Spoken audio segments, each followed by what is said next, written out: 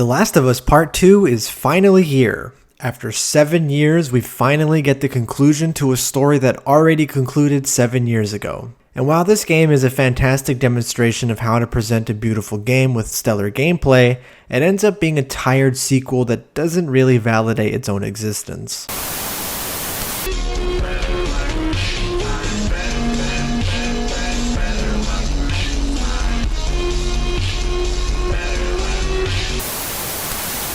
First things first, The Last of Us 2 is a beautiful game. It's up there with Red Dead 2 as the best looking game for the current generation. The detail in these environments had my jaw on the floor in some parts, and the voice acting and motion capture is incredible. The soundtrack is fantastic, and the ambient tracks set a dark and somber tone that was consistent throughout my entire playthrough. The game runs fantastically, and I never had any issues with performance on the PS4 Pro. The loading screens when you die are really quick, and I never ran into a loading screen that halted my progress. I've always enjoyed how Naughty Dog did their user interfaces. They're always so clean and simple. I was never fighting with menus, even during combat encounters. Crafting is easy and intuitive, and it feels like there was a lot of thought being put into making the interactive parts of the game fun. The game delivers visuals that are easily 10 out of 10 material in my book. Naughty Dog once again delivers a game that pushes the PlayStation to its limits visually, and I wouldn't expect anything else from them. Gameplay wise, The Last of Us 2 is more or less the same as the first game, but slightly improved. The gunplay is sloppy and gritty but satisfying, enemies are varied enough, but I feel like the AI hasn't really improved much since the first game.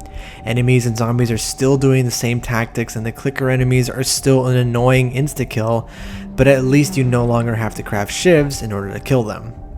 If you're a fan of stealthily navigating areas and picking off enemies one by one, then this is the game for you. It makes sense given the fact that you're supposed to conserve ammo, so I didn't mind it much, and in fact I really enjoyed it. Upgrading weapons at the workbench is implemented very well. All you do is collect one type of material, and then from there you can increase your gun's ammo capacity, rate of fire, accuracy, and more. This isn't really related, but the animations for tinkering with your guns are really satisfying. Something about the quickness of them and how precise they are is really satisfying to me. The gameplay and how you interact with the world just feels more refined compared to how clunky I thought the first game was. There were some really chaotic and hectic set pieces in this game that are really well done. Naughty Dog has always been exceptional at giving us exciting gameplay moments, and this game has some of my favorites. The environmental puzzles could have been done a little bit better, or they could have just been removed from the game entirely. I mean, I did get pretty sick of moving the same rolling trash can over and over again, and the boss battles are a little bit underwhelming, but the gameplay is pretty strong in this game. I do feel like it's really a copy of the first game, just with slight improvements here and there. But as the saying goes, if it ain't broke, don't fix it, and The Last of Us 2 does a great job with gameplay. The game's narrative isn't as strong as the first game, but I feel like it's still interesting enough to keep you going. The way I see The Last of Us 2's story is a too many cooks type situation. There's a lot of really good ideas in The Last of Us 2, it's just unfortunate that they're not given enough time to really pay off. The first Last of Us game had a very unoriginal story. I mean, it was basically just a retelling of Cormac McCarthy's The Road with certain elements being changed, but there was a certain focus to it that made it so great. The dynamic between Joel and Ellie is so fantastic because of how well they're written. Everything is so personal and grounded that these characters feel like they're real. The dynamic between Ellie and Dina isn't bad by any means. The moment in the beginning when they're traveling together and their relationship is blossoming is really cute and well done. Oh, yeah, like you're gonna get it. Okay, yeah.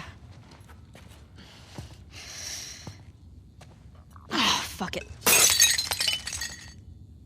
Can I ask you a question? I don't know, can you? Scale of 1 to 10. 1 being, like, absolute trash. And 10 being life-altering. How would you rate our kiss from last night? Why are we still talking about this? You said it was a mistake. Did I say that?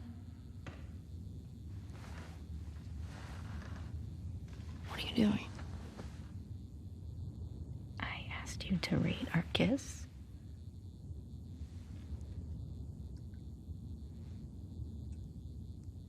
I don't know.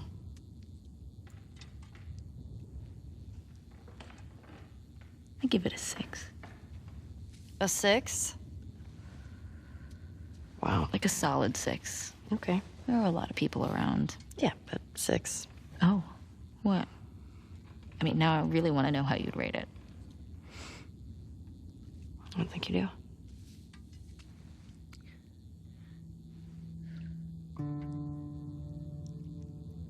You're infuriating. Have you met you? You make me want to go back outside into that blizzard. No one is stopping you.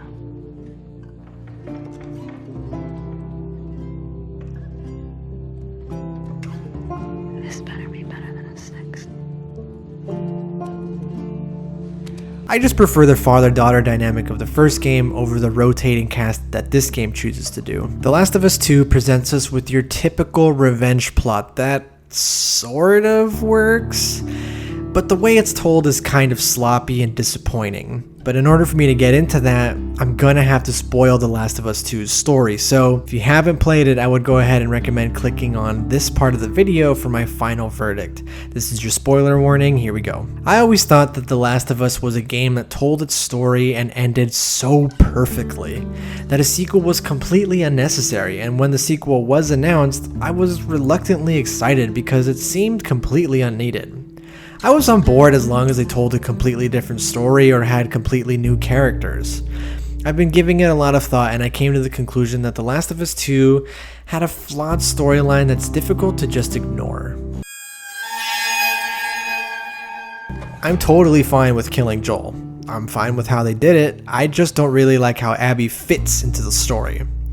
Having her be the daughter of the surgeons working on Ellie at the end of the first game is really strange to me. I get what they were going for with this and trying to give consequences to your action, and it's trying to be a commentary on even the most insignificant decisions can have grave repercussions, but when you spend the entire first game killing hundreds of nameless enemies with no remorse, it's kind of hard to imagine that any of that coming back for you. It's established that Joel has a really dark past and he had to do some really shitty things in order to survive.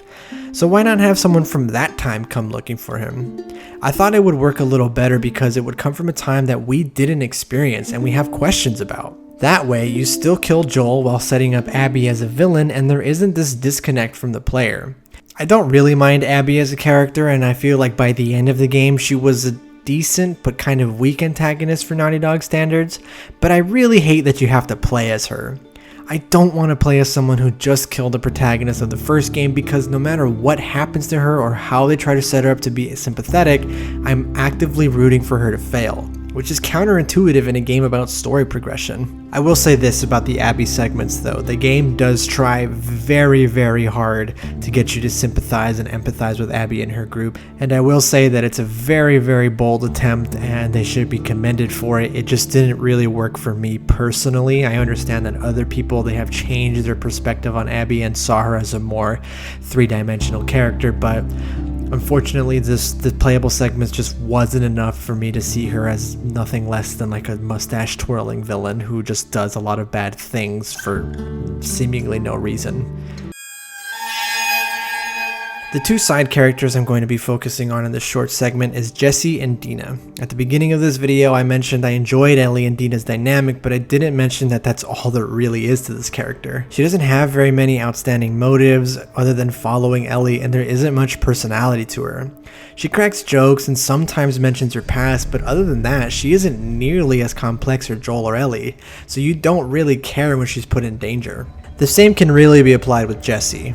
His entire character is introduction, forgotten about, saves the day, dies, forgotten about. There are some seriously weak side characters, and it's a really disappointing aspect of the game, especially considering that the first game had a really strong core with Joel and Ellie that's just completely absent in this game. There are no moments like Henry and his brother, or Joel's daughter in The Last of Us 2. For a game that's being criticized as misery porn, there aren't really any moments other than Joel's death that really broke me like the first game did. To be fair though, Yara and Lev are pretty good characters that I enjoyed, so the game got those two right. A large chunk of this game's story are flashbacks to give context on who a character is and why you should feel bad that you've killed them. The game is really trying to hammer a point that revenge is really bad and is never the answer, so naturally the game is going to try to make you feel bad for the cast of antagonists that Ellie kills. Okay, so two warning signs that I look out for when it comes to lazy attempts at emotional writing are the killing of either animals, especially dogs, or pregnant women or children. As an individual without a soul, I've used these things as a really cheap way to elicit emotion and make you feel like a bad person, because there are several people I know who will not watch a movie if one of these two dies. And this game has several instances of guilting you with the generic "they had a family" or "look at this dog playing fetch" before you killed it. Yeah, it really feels like a stretch to make you feel bad, and it's just unnecessary. Mostly because the game has you commit tons of senseless killings on your journey towards revenge, and then it suddenly has the gall to have a message about how violence and revenge are bad. Like, on top of that being a ridiculously obvious and generic concept, I don't feel like this is really the game that should tell you that.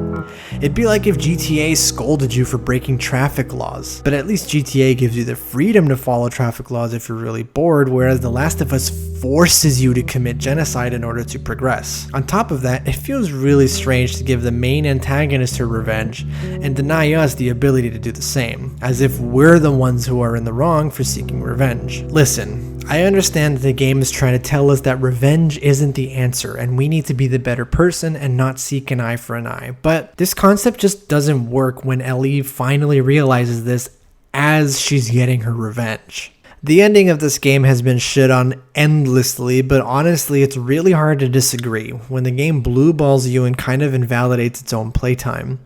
Throughout the game, Ellie is so driven by this quest for vengeance that nothing can seemingly stop her. And of course, at the very moment she's about to get her revenge and justify all these senseless killings, she lets Abby go because she changes her mind. Now, this twist can work, just not in the way that it was presented in the game. If there was more of Ellie personally reflecting on how revenge has driven her and she was becoming this monster, then it would make more sense, but there really wasn't. So this twist doesn't really work and it feels like it just comes out of nowhere. When it comes to revenge stories, the two internal conflicts that I can think of are revenge is actually bad, or I am a vengeance-filled monster and I don't know if I can ever go back to normal. To give you an example of how to pull off a revenge story perfectly, I'm going to briefly talk about the Korean old boy film. In this film, our main character, Odesu, is on a quest for revenge that he seems hell-bent on. His entire journey is making sure that the antagonist feels his wrath, and that never wavers throughout the film. You never question whether or not he still wants to do this. The main conflict comes from our character feeling that he can never return back to his normal life once this is over. This is such an amazing way to do this type of content in the story because it can still deliver the satisfaction of getting your revenge, but ultimately it kind of lessens it. It really makes you feel kind of empty once you've gotten it, and that's what I should have felt with The Last of Us 2. Having Ellie just suddenly change her mind about getting revenge instead of getting it and then feeling like she gained nothing because of it is so odd. In my opinion, this is such a backwards way of telling a revenge story. I would have much rather have seen Ellie kill Abby and avenge Joel's death, but ultimately she feels nothing from it. Joel is still gone and there's no way that she can bring him back. Killing Abby doesn't do anything for her. She never grieved his death properly, and that way the game can deliver the message that revenge isn't always the answer. Sometimes you just need time to heal. But having Ellie just suddenly change her mind after committing hours of senseless murder is just such a blue balls way to deliver this message. And instead of feeling empty at the end of the game, I more or less just felt frustrated because it felt like my entire playtime was just kind of invalidated. Naughty Dog usually tells some really great stories with generic concepts. The Last of Us is probably my favorite story in a video game, period. So it's a little hard to believe that the narrative in this game is one of Naughty Dog's worst. It isn't terrible, it's not a 0 by any means, but it's the weakest aspect of the whole game. And unfortunately, it brings this game down a few pegs and causes me to ask the question, no. To put it bluntly, this game did not need to exist. The first game ended so perfectly that I felt like the only way Naughty Dog could make a sequel to this game was if they told a completely different story with completely different characters, because I really didn't need to see the conclusion to Joel and Ellie's story. It's pretty apparent too that Naughty Dog didn't really know how to end it either. I don't understand this fascination to make sequels that just shouldn't exist. Time and time again, we've seen follow-ups to movies and games that only happened because the first one was extremely successful. It bothers me to no end when these are made, and it kills me to say that this game just doesn't have any reason to exist. The Last of Us 2 is a pretty good game. I disagree with those that give this game a 10 out of 10, and I think that the people who are review bombing this game with zeros are brainless, pathetic morons who didn't actually play the game. I believe the issues in the story are almost impossible to ignore as they actively hinder certain parts of the game for me. I want to reiterate that I don't hate this game. Its solid gameplay and visuals and occasional flashes of brilliance are enough to carry anyone to the credits. But The Last of Us 2 is a perfect example of why I really dislike unnecessary sequels, and unfortunately this is yet another example of why you should quit while you're ahead.